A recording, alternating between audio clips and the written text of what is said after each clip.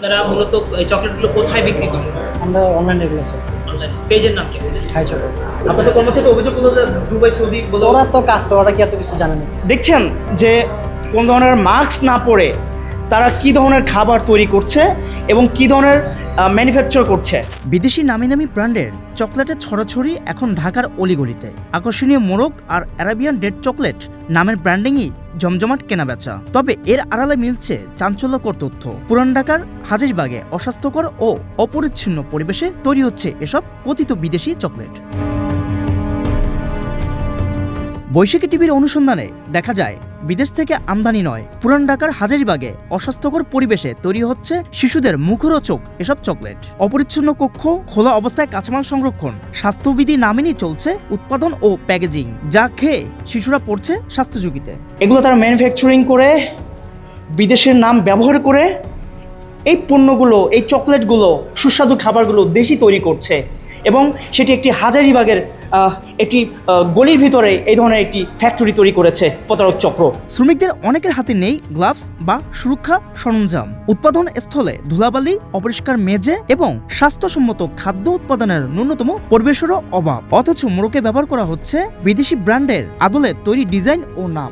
দেখছেন যে হাতের কোন ধরনের মাস্ক না পরে তারা কি ধরনের খাবার তৈরি করছে এবং কি ধরনের ম্যানুফ্যাকচার করছে। এছাড়া এই প্রতিষ্ঠানে নেই কোনো লাইসেন্স, বিএসটিআই কর্তৃপক্ষের নেই কোনো অনুমোদন। এই বিষয়ে প্রশ্ন করতে গেলেই উঠে আসে আরও ভয়াবহ তথ্য। বাবুল নামে এক ব্যক্তি উক্ত প্রতিষ্ঠানের সার্বিক লাইসেন্স দেখাশোনা করেন। তিনি নাকি বিএসটিআই এর কর্মকর্তা। ফোনে তার পরিচয় জিজ্ঞেস করলে তিনি জানান ভিন্ন কথা। তিনি ওই প্রতিষ্ঠানের পরামর্শক হিসেবে আছেন, কিন্তু তিনি বিএসটিআই এর কেউ নন। তারা বলছে যে আপনি বিএসটিআইতে কর্মরত আছেন, এর জন্য সত্যতা যাচাই করার জন্য আপনাকে ফোন করলাম। তারা তো আপনার অনুমতি নিয়ে প্রতিষ্ঠান চালাচ্ছে, এটা আপনি অনুমতি দিয়েছেন কিভাবে? আসলে আমি অনুমতি দিব কিভাবে? আমি অনুমতি দেওয়ার কে?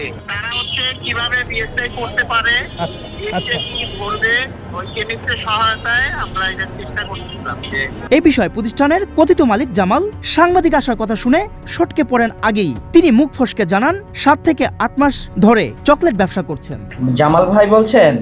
জি জি ভাইয়া, আপনাদের এই কোম্পানিটা কতদিন ধরে?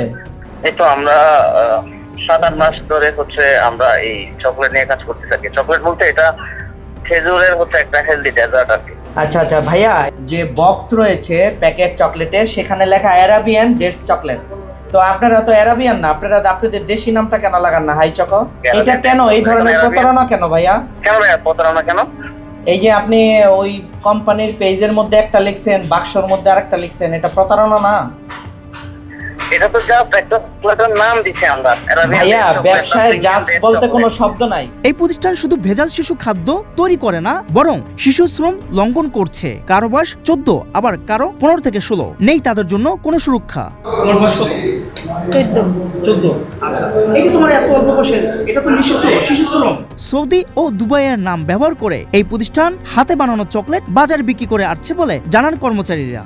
ইংল্যান্ড, সৌদি, দুবাই, এখানে যে বাদাম, কাঠবাদাম, কাজু বাদাম, দেশি বাদাম, মেডিসিন আর এসে তারা কোন জায়গায় তাহলে তা আমরা জানি। তারা তৈরি করে, ম্যানুফ্যাকচারিং করে তারা দুবাই সৌদি নাম বলে তারা হচ্ছে বিক্রি করছে এবং যারা গ্রাহক আছে তাদেরকে কিন্তু প্রতারণার জালে ফেলছে। প্রশ্ন থেকেই যায়, অপরাধীদের হাত কত বড়, কারা তাদের প্রশ্রয় দিচ্ছে? প্রশ্ন খাদ্য অধিদপ্তর ও প্রশাসনের ভূমিকা নিয়েও। ঢাকার বুকে দিনের আলোতে কিভাবে তারা ভেজাল চকলেট তৈরি করে? সবচেয়ে একটা মজার যদি একটা বিষয় দেখায় আপনাদেরকে, দেখেন এই যে এই বোতলটাকে তারা কেমিক্যাল ব্যবহার করছে, এই কেমিক্যালগুলো তারা শিশুদেরকে খাওয়াচ্ছে। তাহলে আগামী দিনে যারা ভবিষ্যৎ আছে তারা কি খেয়ে বড় হচ্ছে?